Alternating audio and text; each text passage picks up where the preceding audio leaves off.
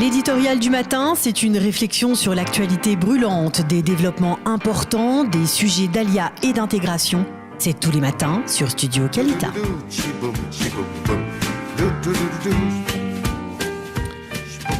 Dov Maimon, bonjour, Boker Tov.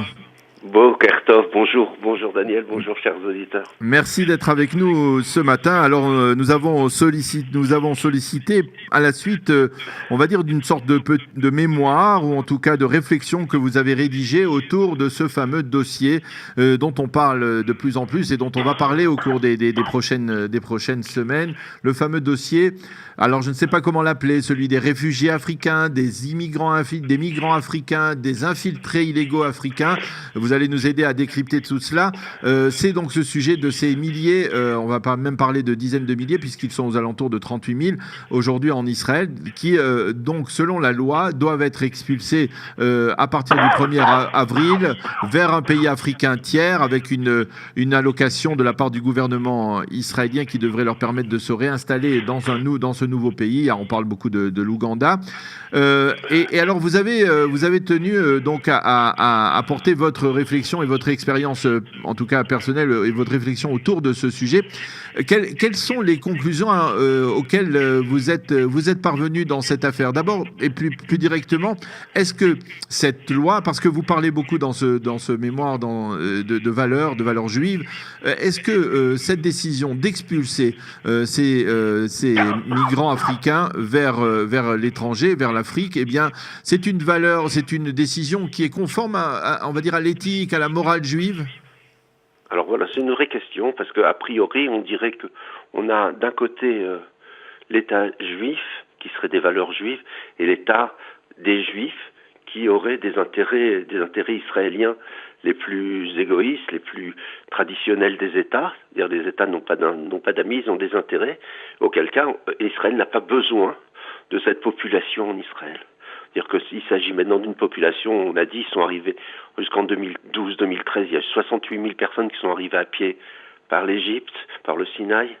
Il y en a déjà 30 000 qui sont partis. Aujourd'hui, il y en a 38 000, plus encore 4 000 enfants qui sont nés ici. Israël n'a pas besoin de population. Israël est un pays qui n'a pas... Elle a créé des systèmes bilatéraux pour faire venir 40 000 Thaïlandais pour l'agriculture qui restent 61 mois et après ils dégagent, et c'est géré très bien. On a la même chose avec les gens qui viennent des Philippines pour s'occuper des personnes âgées et qui dégagent. Et Israël n'est pas un pays d'émigration pour les gens qui ne sont pas juifs. Donc le projet, c'est un pays qui a une mission, qui est le projet d'être le pays du peuple juif.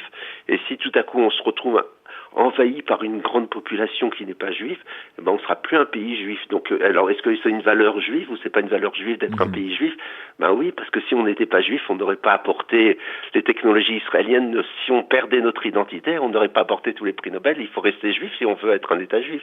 Donc, maintenant, la question... Oui, mais ça c'est une notion que l'on peut élargir même, par exemple, au conflit israélo-palestinien, de savoir si il y a 1 700 000 Arabes israéliens dans l'État d'Israël. Ça, dans l'absolu aussi, on pourrait dire, eh bien, si on veut rester un véritable État juif, eh bien, on ne peut pas les intégrer dans la population. Or, pourtant, ils font partie de la population à part entière. Oui, bon, là, on a une population qui sont là, qui est une population indigène, dans une certaine mesure. Là, on parle d'une population qui est arrivée ici, qui se prétend réfugiée, mais pour la Cour suprême a écouté tous les avis. Et Myriam Naor, elle a dit clairement, j'ai entendu tous les avis de tous les groupes humanitaires, je me dis qu'il n'y a pas de danger, on n'est pas en contradiction avec la loi internationale, la loi israélienne. Si on doit trouver un endroit qui est sécuritaire pour mettre ces populations à l'étranger. Donc on n'a pas d'obligation envers cette population qui vient en Israël. Donc on peut légitimement les renvoyer vers ce pays d'Afrique, vers l'Ouganda, ou peut-être même vers le Soudan, puisque pas plus tard que cette semaine, eh bien, un rapport en Belgique permettait de dire que on peut renvoyer des immigrants africains vers le Soudan, et qu'ils ne risquent rien s'ils retournent dans ce pays. Alors on pourrait le faire. Donc il y a pas de problèmes éthiques et de problèmes moraux. Alors, je voudrais quand même préciser certaines choses. Donc, il y a une idée, des idées très fortes dans la Bible. Donc, ce que disent les 20 000 personnes qui ont fait une manifestation en Israël pour dire qu'il faut absolument intégrer ces migrants. Et ensuite, cette idée de toutes les organisations libérales américaines qui sont furieuses et qui disent qu'Israël doit absolument intégrer tous ces migrants en Israël, en disant finalement que ça fait 40 000 personnes sur un pays de 8,5 millions d'habitants. C'est finalement, on n'est pas dans une situation de risque identitaire. Donc il faudrait peut-être mesurer un peu votre phobie. C'est facile à dire quand on est à New York, installé dans les beaux quartiers Alors voilà, donc c'est pour ça que quand on a dit, bon alors plus que vous le dites comme ça, on va faire un plan, on va monter un fonds du peuple juif en entier, c'est ce qu'on a présenté au comité exécutif de l'agence juive, et on était avec Nathan Sharansky. Parce qu'en fait, il faut préciser que cette réflexion, vous l'avez faite à la demande de Nathan Sharansky, n'est-ce pas ? Exactement, voilà, c'est une demande de Nathan, et on avait contre nous 100 personnes qui étaient vraiment presque furieuses, et on n'a pas bougé d'un millimètre. Je vais vous expliquer pourquoi on n'a pas bougé d'un millimètre. Parce que après avoir bien réfléchi, on arrive à la situation où il faut comprendre des choses qui ne sont pas forcément écrites dans nos rapports que vous pouvez lire sur nos sites, parce que c'est des choses très délicates, mais qu'on peut dire entre nous, parce qu'il faut comprendre.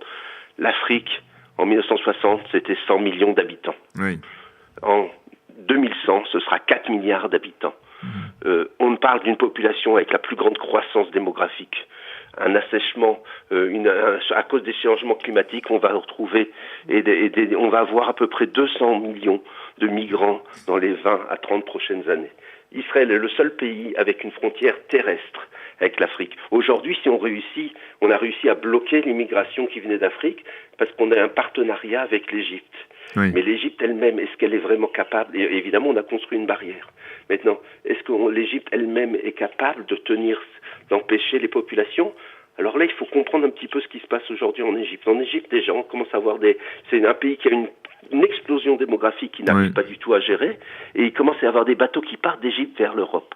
Or, il faut savoir que, donc, si on s'aperçoit dès maintenant, si on apprend dans le monde africain qu'on peut rentrer en Israël illégalement, et au bout d'1 an, 2 ans, 3 ans, 5 ans, 10 ans, on peut tout à coup légaliser son statut, c'est quelque chose qui va se savoir, et on va commencer à avoir des bateaux avec des dizaines, des 50 000 personnes qui peuvent arriver d'Égypte jusqu'à Ashkelon, et puis là, on ne pourra pas arrêter des bateaux avec des familles qui vont venir en quantité infinie. Donc on est dans une vraie situation où il faut simplement, faut arrêter la marmelade du cœur. Il s'agit maintenant, c'est pas d'un côté, le monopole de l'identité n'est pas que dans la droite, le monopole du cœur n'est pas que dans la gauche. C'est pas comme ça qu'il faut voir. On voit aujourd'hui l'instabilité qu'on a en Allemagne et en Italie parce qu'on a accepté trop de migrants et on risque d'arriver à un système parlementaire qui ne pourrait même plus fonctionner. On aurait même plus de démocratie. Oui. Alors dans votre document, vous citez les organisations libérales américaines, les organisations juives américaines, qui avancent toujours ce fameux précédent de Menachem Begin avec les Boat People dans les années 70 et fin des années 70. Mais je suppose que c'est probablement ce que vous leur avez répondu. Les Boat People, ils étaient quelques centaines. Lorsqu'il y a ici des dizaines de milliers de personnes, c'est tout à fait différent. On ne peut pas considérer le geste fait par Menachem Begin, qui avait été salué justement à l'époque, et ce qui s'est passé ces dernières années dans le domaine de l'immigration, de l'infiltration illégale. Voilà, donc on n'est plus dans une même situation, on a affaire maintenant à une question de réelle survie, on n'est pas dans une situation où on peut se permettre je veux dire, on n'est plus là pour savoir est-ce que ça va plaire, ça va pas plaire. Israël souvent a commencé à faire des façons de travailler qui n'ont pas plu. Israël a été les premiers à fouiller dans les aéroports, Israël a été les premiers à faire des assassinats ciblés, Israël a été les premiers à construire des barrières.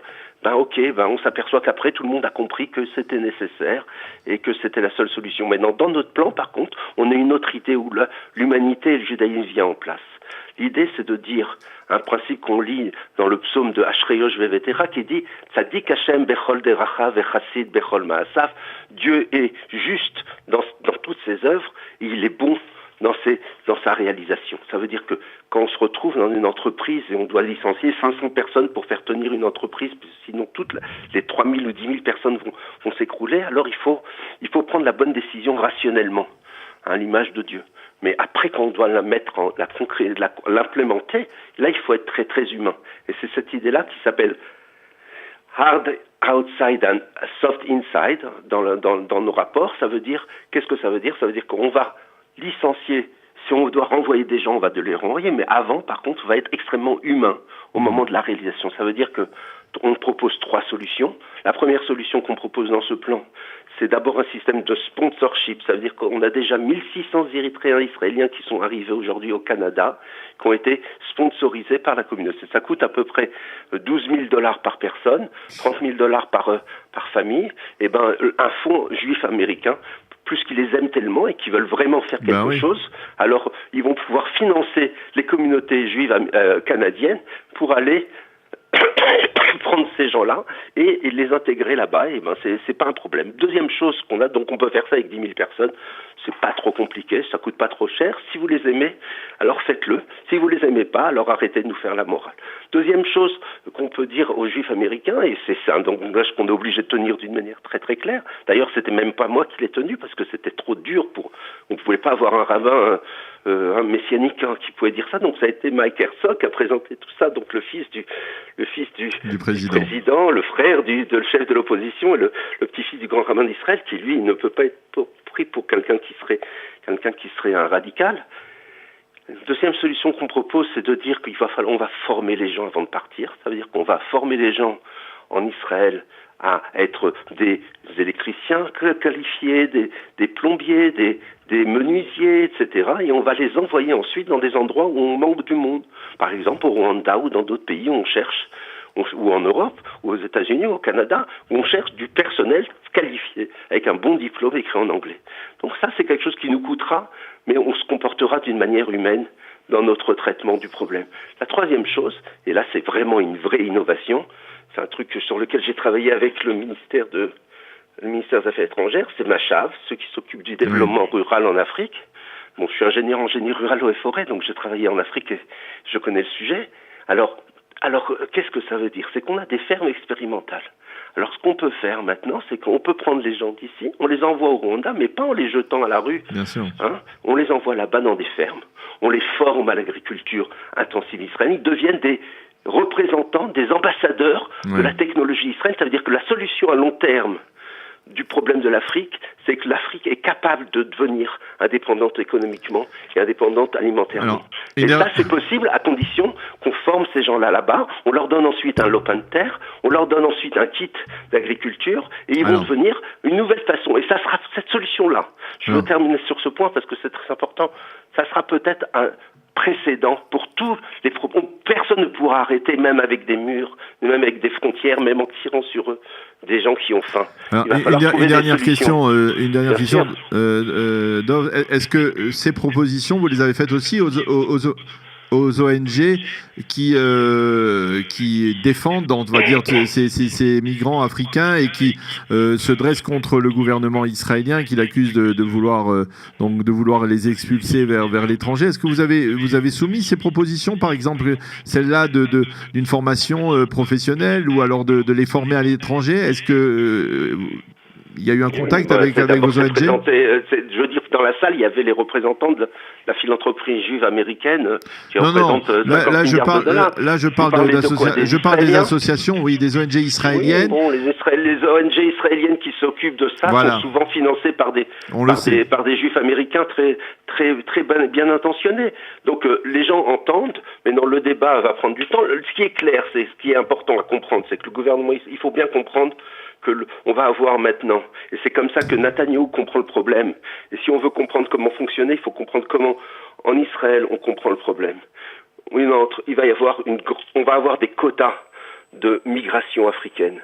Et nous ne voulons pas être parmi les acteurs de cette distribution de quotas.